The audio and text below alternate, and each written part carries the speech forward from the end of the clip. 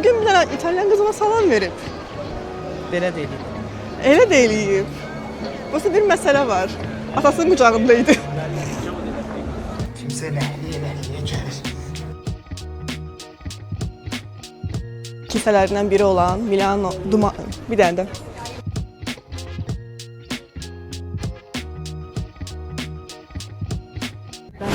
Qrupumuz başımıza gəldi. Qatarı təxirə salıblar. Yəni ümumiyyətlə reys işləmir. Həmin o gələn insidentə görə, mesaj gəlmiş ki, insident olub, ona görə lərq ediblər qatarı. Biz tam fərqli bir istiqamətə mindik.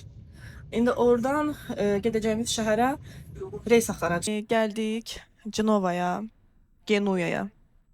Genuyadan buradan biz Genuyada tez düşdük. İndi başqa stansiyada düşəcəyik. Oradan Milano Centraliyə birbaşa gedəcək. Yəni bir reysin ləğv olunmağı bizim bütün planlarımızı qarışdırdı. Çox ümid edirəm ki, sağ-salamat Milana çatacağıq.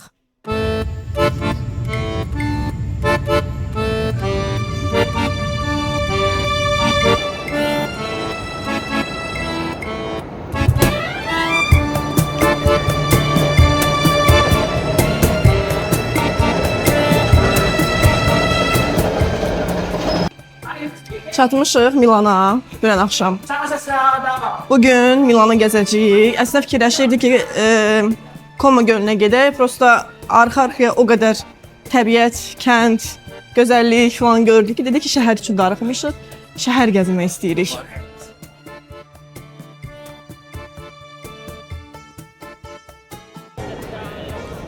Metrodan çıxanda cəmaatın gördüyü mənzərə.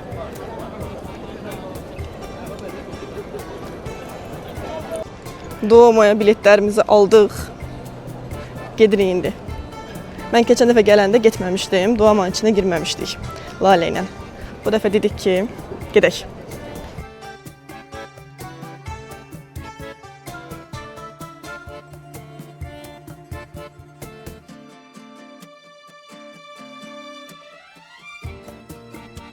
Demək biz combo bilet almışıq 22 avroya. Burada həm muzeydir, həm Duomo'nun içidir, həm də pilləkənlə qalxmaqdır teraslara. Liftə özümüz istəmədik. Dedik ki, yox. Biz pilləkən qalxacağıq. 4 avronun söhbətini eləmədik. Dedik ki, pilləkən qalxacağıq. Deməli, burada bilet növbəsində dayananda orada yazılmışdı. Müəyyən kart sahiblərinə bank kartı söhbət gedir. Onlara bəs növbəsiz keçid imkanı verirlər. Və təsadüf bizə də o kart var idi. Ona görə heç bir növbə gözləmədən keçdik. İndi hal-hazırda o pilləkən çıxacağıq dediyimiz pilləkənləri çıxırıq. Yaxşısan? Kimsə nəhliyə gəlir. Əhləmə, səni yad edirəm. Niyə? Lift almalıq.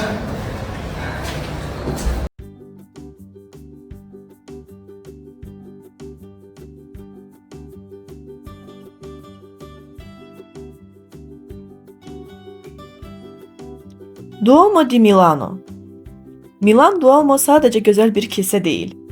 Onun tarixini öyrəndikcə insanın ağlına sadəcə bir fikir gəlir. Bunu necə tikiblər? Dünyanın ən böyük gotik kilsələrindən olan Duomo Milanın tam mərkəzində yerləşir. 1384-cü ildə tikintisindən başlanıb və 600 ilə yaxın davam edib. Və ən maraqlısı, Duomo heç vaxt tam mənada bitmiş hesab olunmayıb. Əsrlər ərzində müxtəlif hissələri əlavə olunub, dəyişdirilib və bərpa edilib.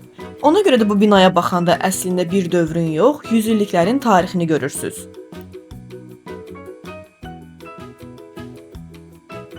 Duomo əsasən gotik memarlıq üslubundadır və Milanın Duomosunu digər Avropa kilsələrindən fərqləndirən əsas xüsusiyyətlərdən biri onun inanılmaz dərəcədə çox dekorasiyaya sahib olmasıdır.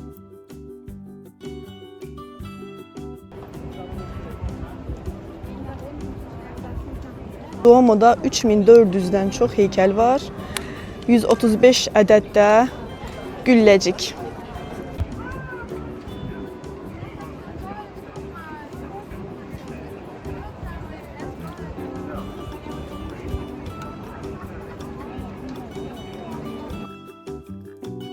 Bura gələndə məncə mütləq damına qalxmaq lazımdır.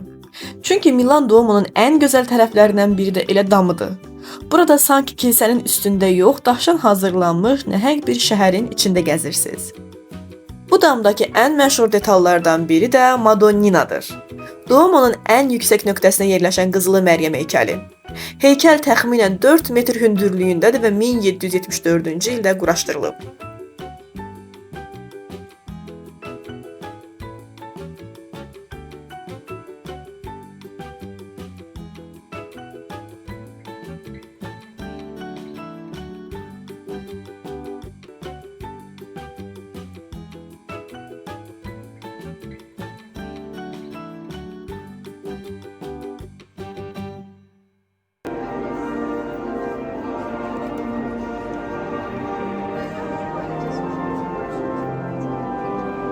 Gəldik kilsənin, deməli pilləkəndən düşdük aşağı, birbaşa gəldik, çıxdıq kilsəyə, kilsənin içinə, Duomo'nun içinə. Yəni Notre Dame'da axırıncı dəfə olmuşdum. Notre Dame'dan belə gözəldir. Yəni həqiqətən çox gözəldir. Duomo'nun içərisinə girəndə isə tamamilə başqa atmosfer yaranır. Çöldəki o inanılmaz dərəcədə detallı və işıqlı fasaddan sonra içəridə sizi nəhəng sütunlar, vitrajlar və daha qaranlıq mistik bir mühit qarşılayır. Santifica Domine nostre servitutis et munera per invocationem Tui nominis.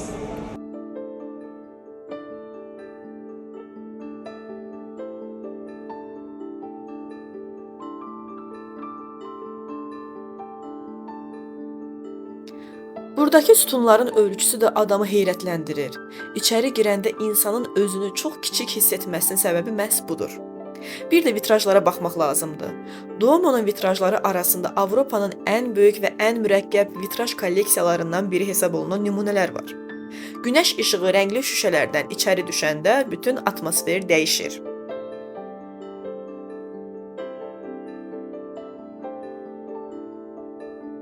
Suis dicens, accivite et dividete Casteo omnes, in Castelli calix sanctis Dei, novi et eterni testamenti.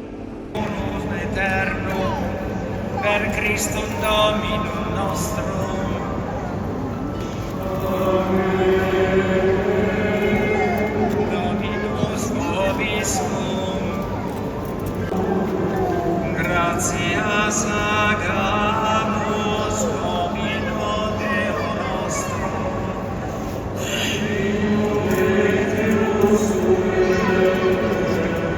Meredinium et justum est cum et salutare nos tibi semper et ubique gratias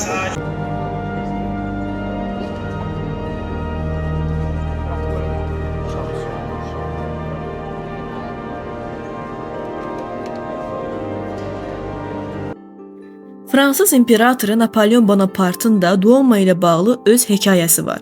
1805-ci ildə Napolyon Bonaparte burada İtaliya kralı kimi tac qoyma mərasimini keçirib. Yəni bu bina sadəcə dini deyil, həm də siyasi tarixi baxımından çox önəmli hadisələrə şahidlik edib.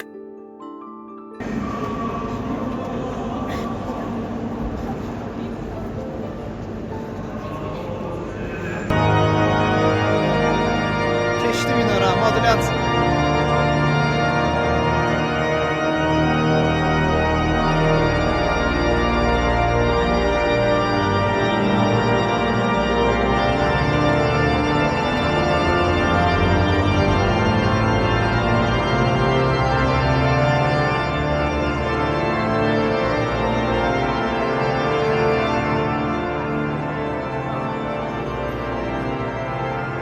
Duomo'nun terasına getdik. Oradan Duomo kilsəsinin özünü gəzdik. Wow, yəni şok, super.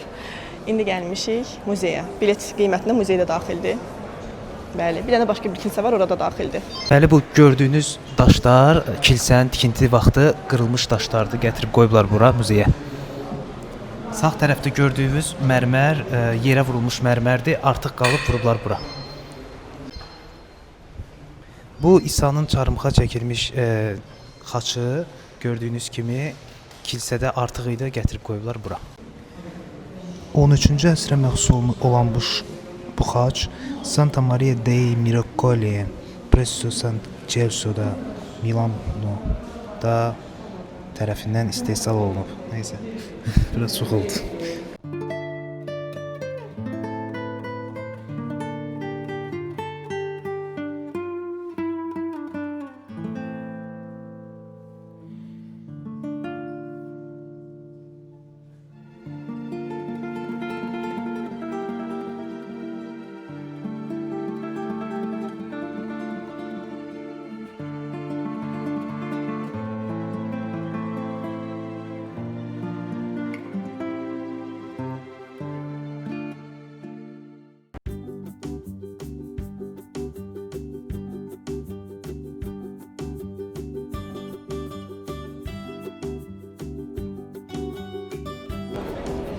Baxsaz elə bilərsiniz ki, muzey növbəsinə durublar. Əslində olan Starbucks növbəsidir. Milanın məşhur Starbucks-ı. Bəs siz bilirdinizmi ki, Starbucks İtaliyaya Milandakı məhz bu məkan ilə daxil olub? Bura 6 sentyabr 2018-ci ildə açılıb. İndi deyəcəksiniz ki, Starbucks onsuz da hər yerdə var. Bəs niyə İtaliyada açılması bu qədər böyük hadisə idi? Çünki əslində Starbucks-ın yaranmasında İtaliyanın çox böyük rolu var. Starbucks-ın keçmiş rəhbəri Howard Schultz 1983-cü ildə Milana gəlir və burada İtalyanların qəhvə mədəniyyətindən çox təsirlənir. Xüsusilə espresso barlarına, insanların qəhvə içmək üçün bir araya gəlməsini və kafelerin sadəcə qəhvə alınan yeri yox, sosial məkan olmasını görür.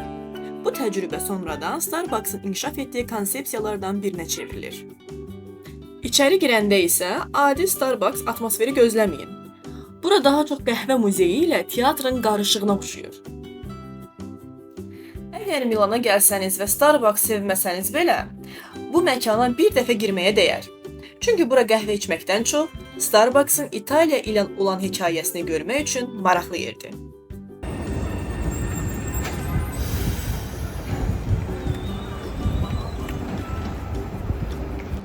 Getdim Milano'dakı Lego'ya, prosta çəkmədim. Bütün videolarda Lego olduğuna görə dedim, biraz fərqli olsun, bu dəfə çəkməyim. Amma təbii ki, möhürləndi pasportum yenə. Bəli, kolleksiyama bir möhür də əlavə olundu. Amma buradakı o qədər də wow bir yer değildi. Yəni Barcelona, Roma favoritimdir hal-hazırda.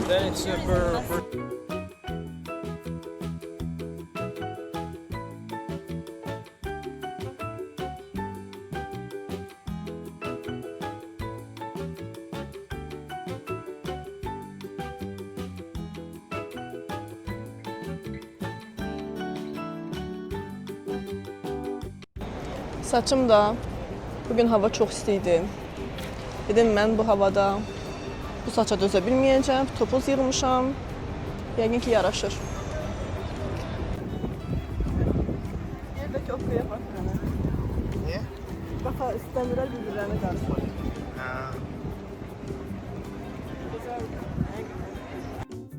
İndi çox adam Milan deyəndə ağlına moda, Duomo, bahalı mağazalar və espresso gəlir. Amma inanılmazdır ki, Milan bir vaxtlar kanalları olan şəhər olub. Hətta 15-ci, 16-cı əsrlərdə Milanın təxminən 90 kilometr naviqasiya edilə bilən kanalı var idi. Bu kanallar şəhəri başqa bölgələrlə birləşdirirdi və malların daşınmasında istifadə olunurdu.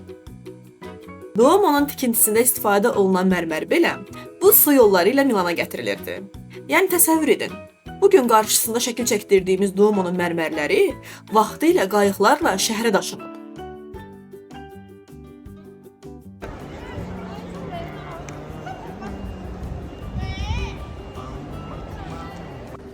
Milanı gəzənlər bilir ki, burada gəziləcək çox da belə wow bir yerlər yoxdur.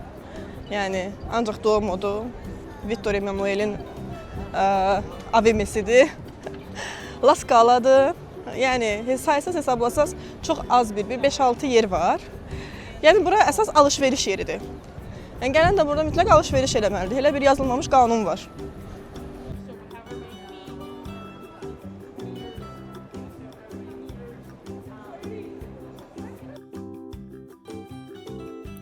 Qaleriya Vittorio Emanuel dünyanın ən qədim fəaliyyət göstərən alış-veriş qaleriyalarından biri hesab olunur.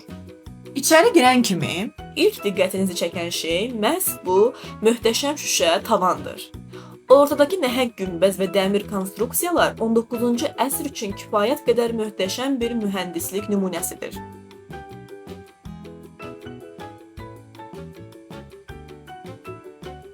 Burada öküz fiqurunun üzərində kiçik bir çökəklik var.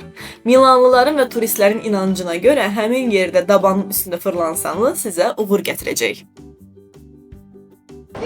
Məşhur öküzü təmirə bağlayıblar.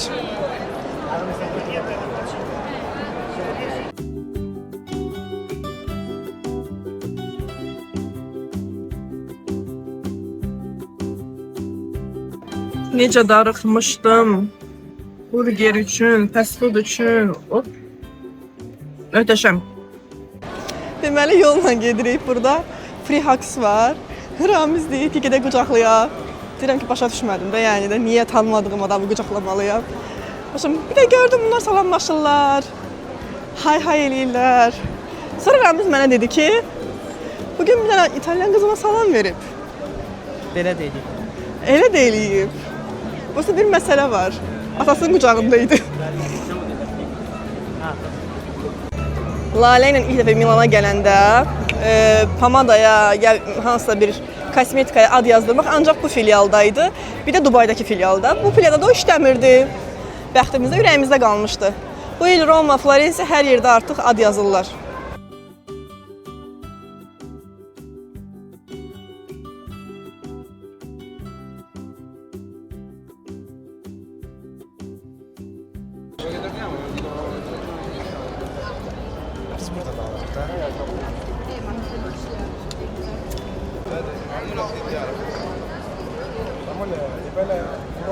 Deməli Romada hansı heykəl daha gözəldir?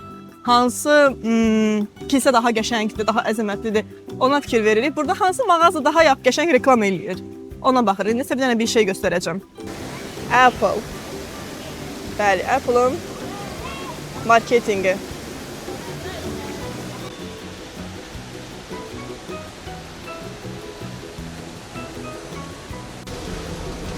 İlk dəfədir belə bir Apple mağazasına giririk. Girək. A few minutes later. A few moments later. An hour later. Eternity later. Da da da da.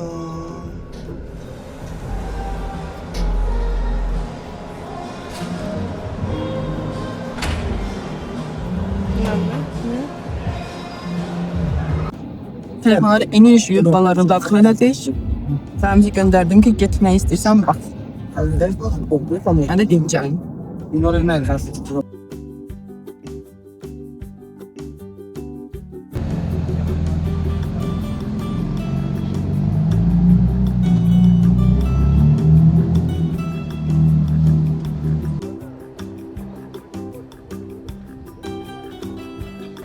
Bu gəzinti özümüzə söz vermişik ki, ayaq üstə heç kimə şəkil çəkdirtməyəcəyik. Ancaq selfie. Bəli, ona görə dedik ki, belə bir videomuz olsun. Leonardo da Vinci. Təqdimata ehtiyac yoxdur məncə. İndi isə Milanın ən məşhur və ən çox maraq doğuran əsərlərindən birini görməyə gedirik. Leonardo da Vinci'nin Sonuncu şam yeməyi əsəri. Bu əsər adi bir tablo deyil. Leonardo onu təxminən 1495-1498-ci illər arasında Santa Maria delle Grazie monastırının yeməkxanasının divarında yaradıb. Əsərdə İsa'nın həvarilərinə onların arasından birinin ona xəyanət edəcəyini söylədiyi an təsvir olunub. Ən maraqlısı isə odur ki, Leonardo əsəri klassik freska texnikası ilə çəkməyib. O divar üzərində fərqli bir texnika sınayıb və buna görə də əsər zamanla ciddi şəkildə zədələnib. Buna görə bugün gördüyümüz görüntü əslində əsərin dəfələrlə bərpa olunmuş vəziyyətidir. Bura giriş adi muzey bileti kimi deyil. Sonuncu şam yeməyini görmək üçün əvvəlcədən konkret saat üçün bilet rezervasiya etməlisiniz. Çünki hər ziyarət seansında məhdud sayda insan qəbul olunur. Ona görə Milana gəlməzdən əvvəl bileti almağınız məsləhətdir.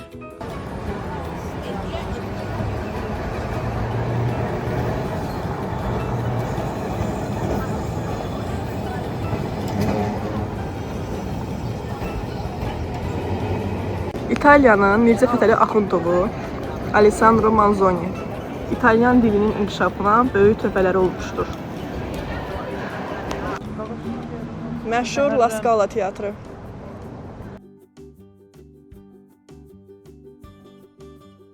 Yenə müasir musiqi, yenə Schönberglər, Stockhausenlər, Bela Bartoklar, Ligetilər. Yəni, hər yerdə takip eləyir məni. Leonardo da Vinci Muzeyi. Burada Senegaldan. Afrikalılar, Senegal. deyəndə burada Afrikalılar qolbaq filan elə şeylər satırlar. Yaxınlaşırlar da, boşum istəyirsinizmi filan. Biri yaxınlaşıb toxunma qolbaq satır. Boşum biz də istəmədik. İndi oğlan gedir, Ramiz arxasınca deyir ki, yazıq görəsəm onları sata bilirmi filan. Görən qazana bilirmi? Bir də qaqaş gözümüzün qabağında iPhone Pro Max çıxartdı. Bəli. Sustuq.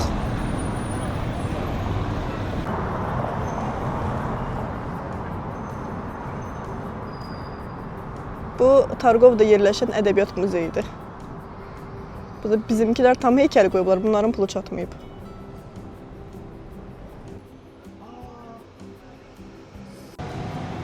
Rubl tapdıq. 4550 euro. 15-lik, hə, bəs onluq neçədir? Nə bilim. Onluq məndə var evdə. 3 dənə.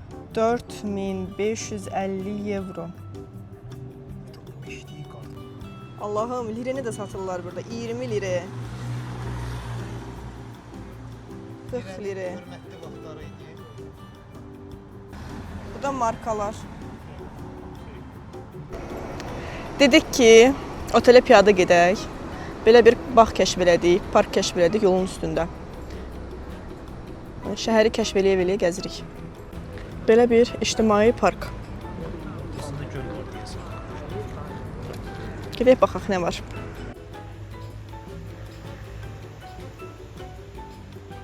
Təsadüfən Milanın ən qədim parkına daxil olduq.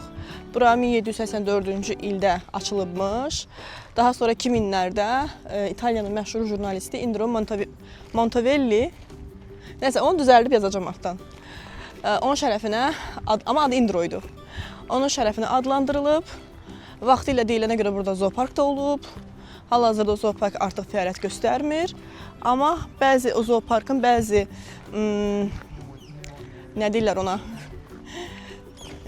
Zooparkın bəzi nümayəndələri. Zooparkın bəzi hissələri hal-hazırda burada var. Yox, nümayəndələri də var.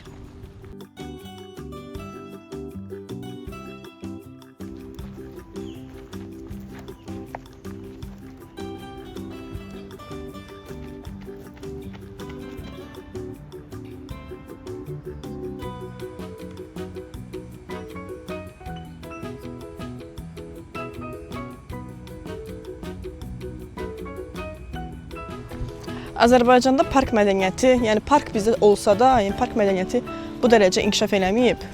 Ümumiyyətlə Avropa şəhərlərində gəzəndə fikir veririk ki, yerdə məsələn asfaltdan istifadə eləmirlər, daş tökürlər.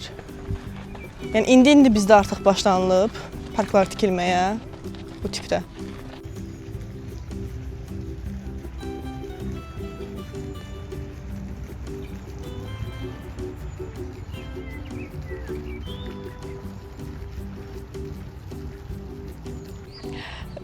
Parkın içində Palazzo Dugnani adlı bir saray da yerləşir. Bu saray 17-ci əsrdə tikilib. Daha sonra Dugnani ailəsi rəsmi mülkiyyətinə keçdiyindən sonra adı Palazzo Dugnani adlanmağa başlayıb. İçərisi barokko dövrü memarlığı, rəsm nümunələri ilə zəngindir. 18-ci əsrdə yenidən bəzədilmişdi.